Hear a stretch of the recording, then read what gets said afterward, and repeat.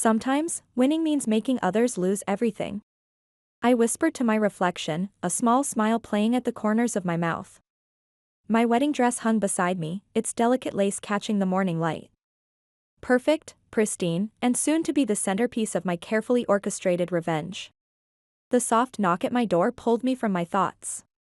Michael, my fiancé, peeked in, his usually expressive face unnaturally neutral. That wasn't good. Michael always wore his emotions like billboards. Melissa, he said softly, stepping inside and closing the door behind him. Abigail called me last night. My stomach twisted. Of course she had. My sister never could let me have anything that was truly mine. She's coming to the wedding, isn't she? I asked, already knowing this was just the beginning. Michael let out a slow breath, his calculated pause telling me everything I needed to know.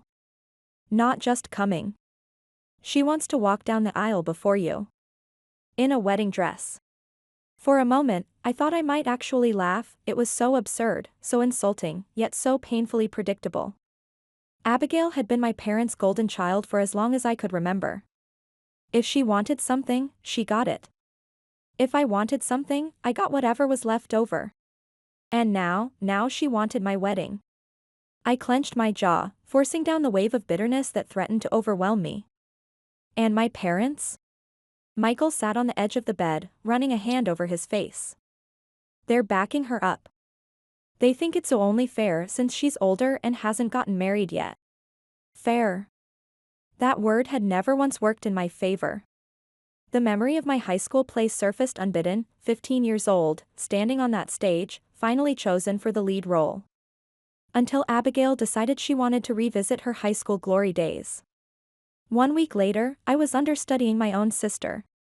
My grip on the vanity tightened. And what did you say?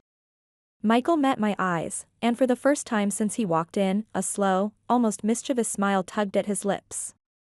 I told them I'd think about it. I blinked, confusion momentarily replacing anger. Think about it?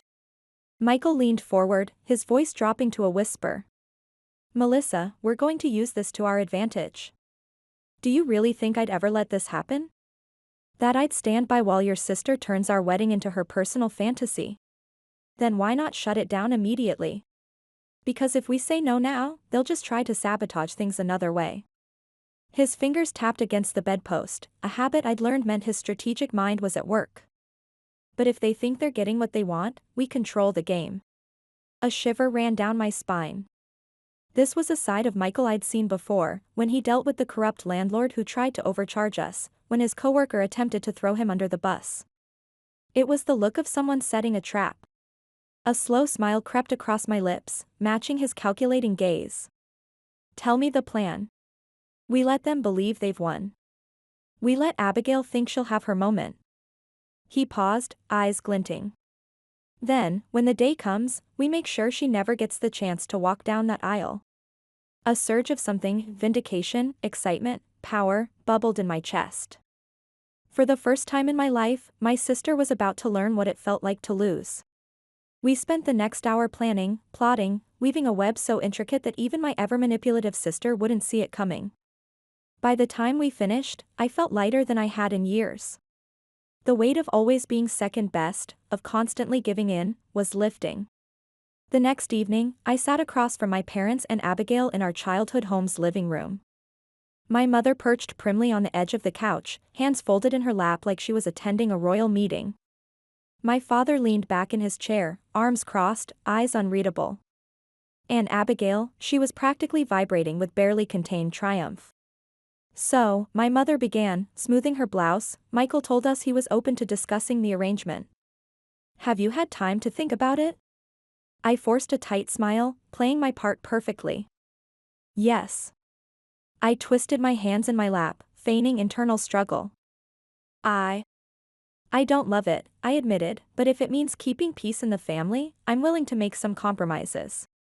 The look of victory that flashed across Abigail's face was almost worth the bile rising in my throat. My father grunted in approval. That's very mature of you, Melissa. Abigail, unable to contain herself any longer, leaned forward. I already have a dress picked out, she gushed. I mean, obviously it won't be white, just a very pale champagne. But I found this stunning mermaid cut, and it's so elegant. When I walk down the aisle first, people will just think I'm part of the bridal party. It'll be symbolic, you know? A blessing, almost, from the older sister to the younger. I clenched my jaw so hard it ached. A blessing from her to me? I felt Michael squeeze my hand under the table, a silent reminder to hold steady. That sounds interesting, I said, keeping my voice measured. But if we're going to do this, I have a few conditions. The energy in the room shifted. My parents tensed slightly, and Abigail tilted her head. Conditions, she echoed, as if the concept was foreign to her.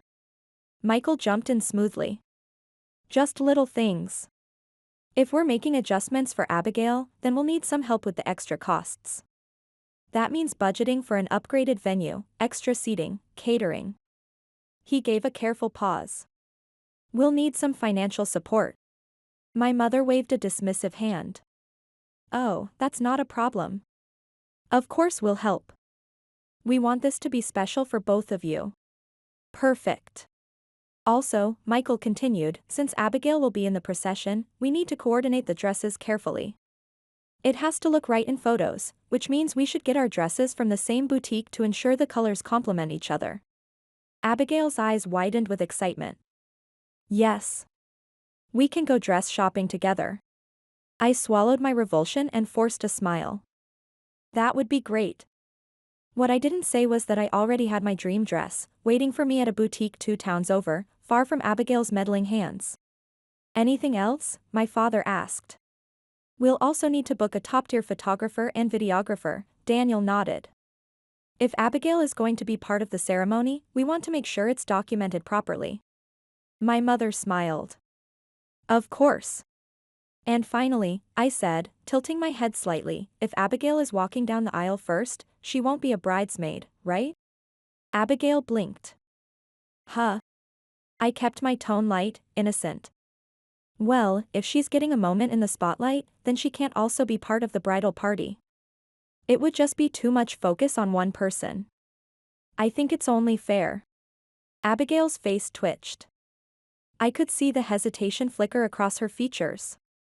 She hadn't expected to lose anything in this exchange, but she had already won too much to argue now. She let out a delicate laugh, flipping her hair. I suppose that makes sense. A small sacrifice for such a special moment. And just like that, I had removed her from my wedding party. It wasn't a major victory yet, but it was the first step. The moment we walked out of my parents' house, Michael let out a low whistle. That was something. I exhaled, the weight of the night pressing down on me. I can't believe she actually thinks she's going to pull this off.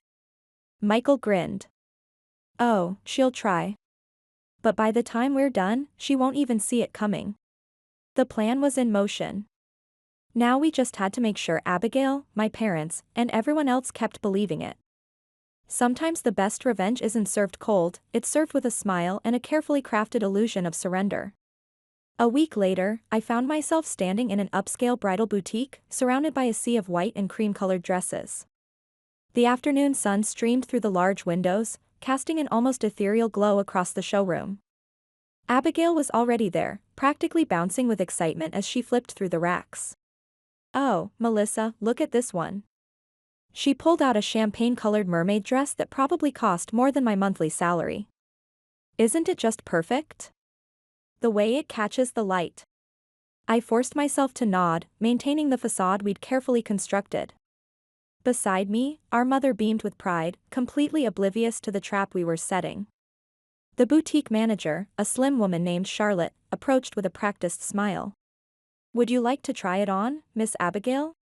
My sister practically squealed. Yes, absolutely. As Abigail disappeared into the fitting room, Michael's words echoed in my mind. We'd spent hours planning this particular scene. The dress would never be ordered, a miscommunication with the manufacturer would ensure that. But for now, we needed Abigail to fall in love with it. You know, our mother said, thumbing through another rack, this really is wonderful of you, Melissa. Letting your sister have this moment. I bit back the bitter response that threatened to escape. Instead, I smiled softly. Well, family is important, right? Mother reached out and patted my hand. You've grown so much. I remember when you used to fight with your sister over everything. Like that time with the school play. My jaw clenched involuntarily. Of course she would bring that up now. But before I could respond, Abigail emerged from the fitting room, and the sight nearly made me laugh out loud. The dress was a disaster. The champagne color she'd chosen looked more like dirty dishwater against her skin, and the mermaid cut did her no favors. But Abigail was twirling in front of the mirror, completely enchanted with her own reflection. It's perfect, she breathed. Don't you think it's perfect, Melissa? I stepped forward, playing my role perfectly. It's stunning, I lied. The color really makes a statement. Charlotte, the boutique manager, cleared her throat delicately. Shall we discuss the payment arrangements? Our mother immediately stepped in. Of course, we'll be handling that. Both dresses, actually. I watched as they discussed prices, knowing that the exorbitant amount my mother was about to spend would never result in an actual dress. It was almost poetic justice. Now, Charlotte turned to me, would you like to try on some dresses as well? I shook my head. Oh, not today. I'm still considering my options. My real dress was safely hidden away at another boutique, one that Abigail would never think to visit. The rest of the afternoon passed in a blur of champagne, fake smiles, and careful manipulation. When we finally left the boutique, my mother and Abigail were floating on cloud nine, completely unaware of what was coming. That evening, Michael and I met at our favorite coffee shop to discuss the next phase of our plan. The small corner booth provided perfect privacy for our conspiring. The guest list arrived today, Michael said, sliding an envelope across the table. Your mother's version, anyway.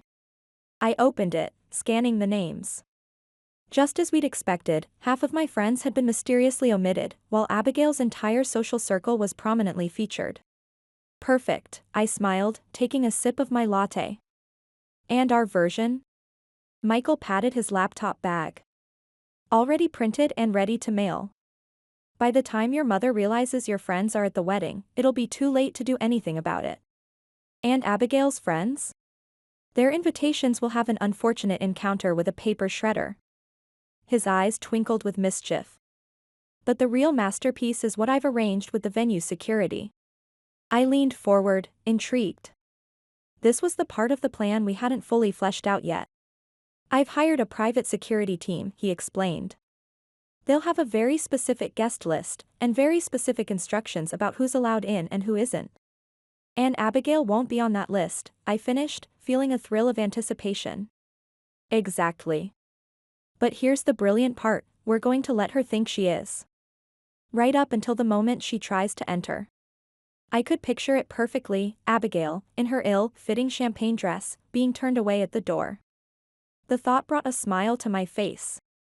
But we need to be careful, Michael continued, his strategic mind always 3 steps ahead.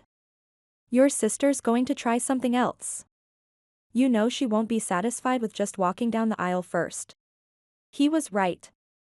I knew my sister better than anyone. She'll want to make a speech, I predicted. Something dramatic and attention-grabbing. Which is exactly why we're not having any unscheduled speeches at the reception. I've already talked to the DJ and the venue coordinator. Nothing happens without our explicit approval. I reached across the table and squeezed his hand. Have I told you lately that you're brilliant? He grinned. Once or twice. But I never get tired of hearing it. The next few weeks passed in a carefully orchestrated dance of deception. Abigail called almost daily, adding more and more requests to her growing list of demands. Each time, we appeared to acquiesce, all while tightening the noose. She wanted special lighting for her entrance? Of course, we'd make sure the lights were perfectly positioned to highlight her absence. A special introduction from the officiant? Absolutely, too bad she'd never make it inside to hear it. But the real test came 3 weeks before the wedding, when Abigail showed up at our apartment unannounced. I opened the door to find her standing there, practically vibrating with nervous energy. Melissa, we need to talk, she said, pushing past me into the living room. I've been thinking about the ceremony, and I have some concerns. I closed the door slowly, steeling myself. What kind of concerns? She paced the room, her designer heels clicking against the hardwood floor. I want to make sure everything is perfect. This is such a special moment for both of us. The audacity of that statement nearly made me laugh. Both of us. Yes.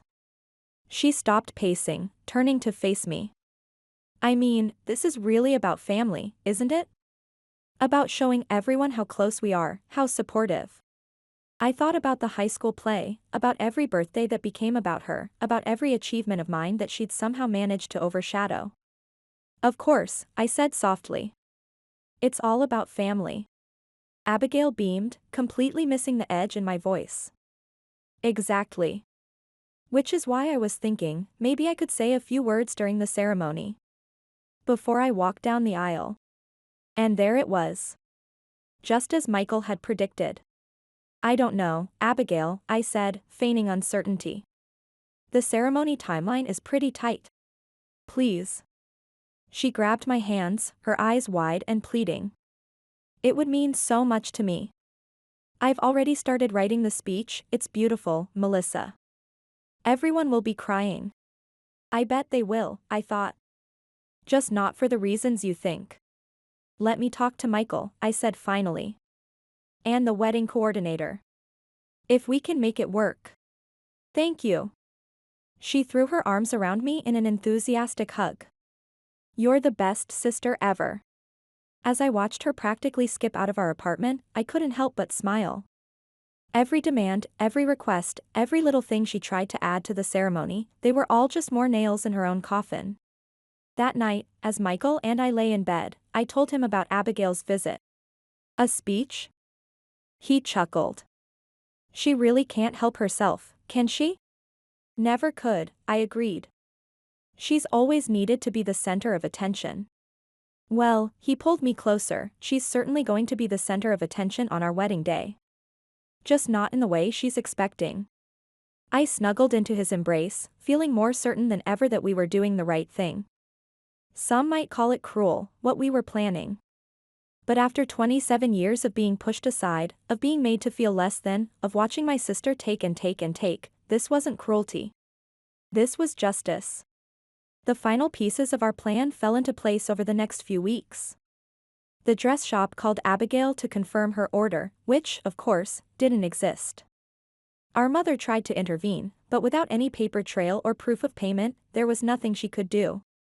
The invitations went out, our version, not my mother's. The security team was briefed. The venue was prepared. And through it all, we maintained our perfect facade of compliance and cooperation. The night before the wedding, my phone rang. It was Abigail, panicking about her dress situation. I don't understand, she sobbed. They swear they never received the order, but Mom was there. We paid the deposit. I said, infusing my voice with just the right amount of concern. That's terrible. But I'm sure you can figure something out. Maybe borrow a dress. Borrow a dress? She sounded horrified. Melissa, this is your wedding. I can't just wear any old dress. Well, I paused for effect, maybe this is a sign. Maybe we should just keep things simple. You could be a bridesmaid after all. No. The force of her response made me pull the phone away from my ear. No, I'll figure something out. I'll find a dress. It'll be perfect. Everything will be perfect. After I hung up, Michael found me standing by our bedroom window, looking out at the city lights. Having second thoughts, he asked softly. I turned to face him, my heart full of certainty. Not even for a second. Tomorrow, everything would change. Tomorrow, my sister would finally learn what it felt like to be the one left out, left behind, left wanting. Tomorrow, for the first time in my life, I would win. And I couldn't wait. The morning of my wedding arrived with an eerie sense of calm. I sat in my bridal suite, sipping coffee and watching the sunrise paint the sky in shades of pink and gold. My wedding dress, the one I'd kept hidden all these months, hung pristinely by the window. At 9:17 a.m., exactly as Michael had predicted, chaos erupted in the hallway outside my suite. I could hear my mother's agitated voice through the door as she argued with someone on the phone.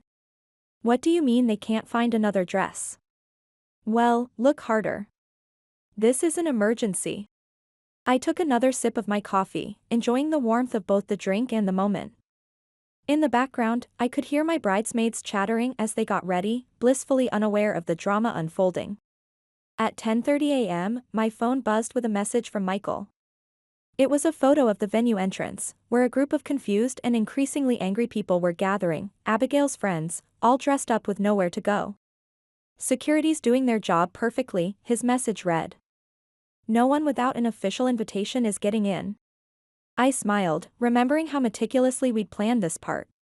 The official guest list, carefully curated to exclude Abigail's entire social circle, was now being enforced with military precision. At 11:15 a.m., my father arrived at the bridal suite. His face was a storm cloud of barely contained fury. The security team won't let anyone in without an invitation, he announced, his voice tight with controlled anger. Not even family. I looked up from my makeup mirror, the picture of innocent confusion. That's weird. I specifically told them only invited guests should be allowed in. Is something wrong? Don't play games, Melissa, he growled. Your sister is standing outside in tears. Fix this. I met his gaze in the mirror. Dad, I'm getting married in less than 2 hours. I'm sure whatever the problem is, it can be sorted out. Why don't you talk to the venue manager? He stood there for a moment, and I could see it in his eyes, the dawning realization that for once, he couldn't fix this for Abigail. For once, his golden child would have to face disappointment. The ceremony itself was perfect. As I walked down the aisle, I could feel the whispers and sideways glances from the guests who'd witnessed the drama outside. But none of that mattered. For once in my life, I was the center of attention, and no one, especially not Abigail, could take that away from me. Michael beamed at me from the altar, his eyes twinkling with our shared secret. We'd done it. We'd actually done it. The real fireworks began at the reception. I was barely seated at the head table when my mother approached, her face a mask of barely contained rage. I hope you're happy, she hissed, quietly enough that only Michael and I could hear. Your sister is devastated. I took a sip of champagne. Mom, I really don't understand what the problem is. The venue was very clear about their security policies. Don't. Her voice cracked like a whip. Don't pretend this isn't exactly what you planned. Before I could respond, the doors to the reception hall burst open. Abigail stood there, her mascara streaked down her face, wearing what appeared to be a hastily borrowed dress that didn't quite fit. She looked nothing like the triumphant figure she'd imagined she'd be. The room fell silent as she stormed toward our table.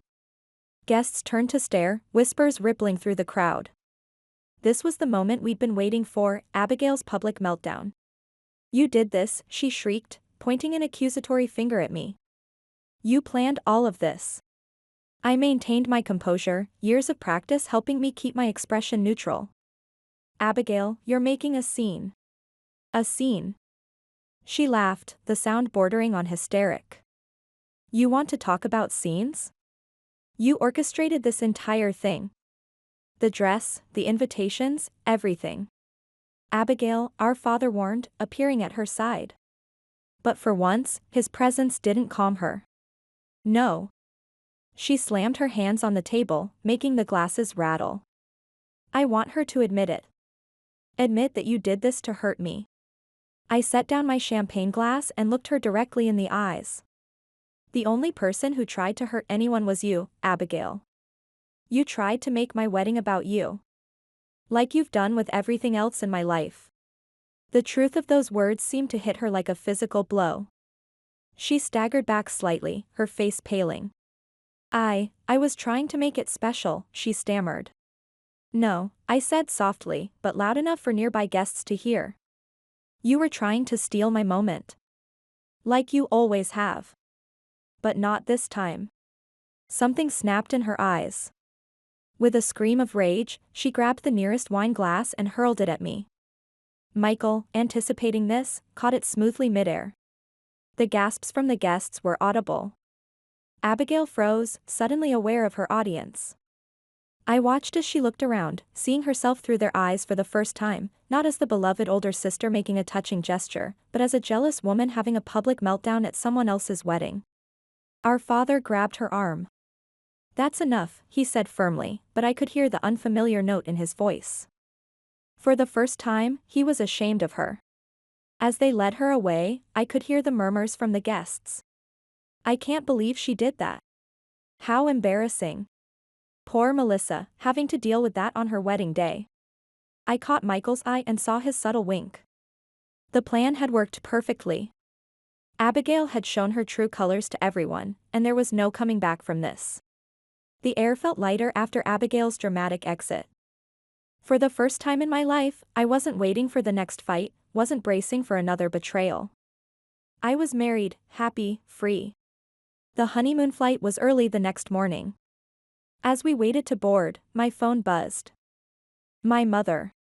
Michael glanced over. "Don't do it. Don't let them drag you back in." But I picked up, ready for this final battle. "Mom. You've really done it this time," she hissed. "Your sister is devastated. She had to be sedated last night." I let out a soft laugh that made her pause. "Sedated? Really, Mom?" Abigail always did have a flair for the dramatic. "I learned that during the high school play, remember?" "How dare you?" "No, how dare you," I cut her off, my voice sharp and clear. "Let's talk about how you and Dad devastated me for 27 years. Every birthday that became about Abigail. Every achievement you dismissed. Every time you made me feel like I wasn't enough. We never." "You know what's funny?" I continued, feeling stronger with each word. "The video of Abigail's meltdown yesterday has already been shared in 3 different social circles. Her throwing that glass, screaming like a banshee. I wonder what her clients would think if they saw it." Dead silence. "Melissa," my mother's voice wavered. "You wouldn't dare." "Oh, but I would," I said coldly. "And that's just the beginning. I have years of evidence, emails, texts, recordings of how you treated me. Would you like me to share those too?" I heard my father's voice demanding the phone. "Young lady, you will not threaten." "Or what, Dad?" I cut in. "You'll take away my inheritance?" "Go ahead. I'm a senior editor now. My salary is probably higher than Abigail's ever was. You can't hurt me anymore."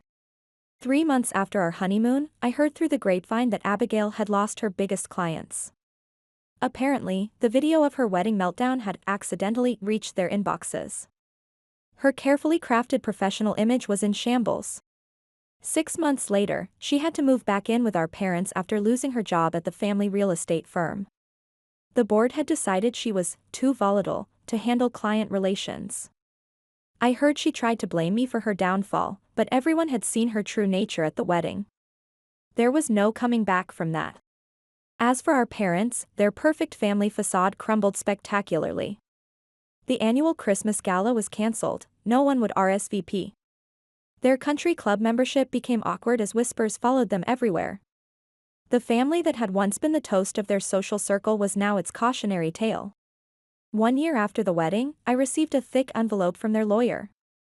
Inside was paperwork showing they'd transferred a significant portion of their assets to me: property, stocks, savings accounts. A desperate attempt to buy back my silence, my forgiveness. I transferred it all to a charitable foundation supporting children from dysfunctional families. Then I sent them the receipt with a simple note: some things can't be bought. Especially not love. The final blow came when I received an email from my father. The subject line read, "Please. Melissa. Your mother is ill. The stress of everything, she needs you. Abigail isn't handling things well. Please come home. Dad." I stared at the screen for a long moment, then typed my response. "Isn't it ironic that now you need me? After years of making me feel unnecessary?" Tell Mom I hope she gets better. Tell Abigail to grow up. And you, Dad? You get to live with the consequences of always choosing the wrong daughter. Don't contact me again. Melissa. That night, as Michael and I sat on our balcony watching the sunset, he asked me, no regrets. None, I replied, smiling. They spent 27 years teaching me that family means sacrifice. That love means giving up what you want. That I should always put Abigail first. And now they get to learn that actions have consequences. That you can't abuse someone's love forever and expect them to keep coming back. That sometimes, the best revenge is living well, and making sure those who hurt you know exactly how well you're living without them. Michael kissed my temple. To living well, then. To living free, I corrected. I had spent 27 years being the second choice, the afterthought, the one who always had to give way. But now I was the victor.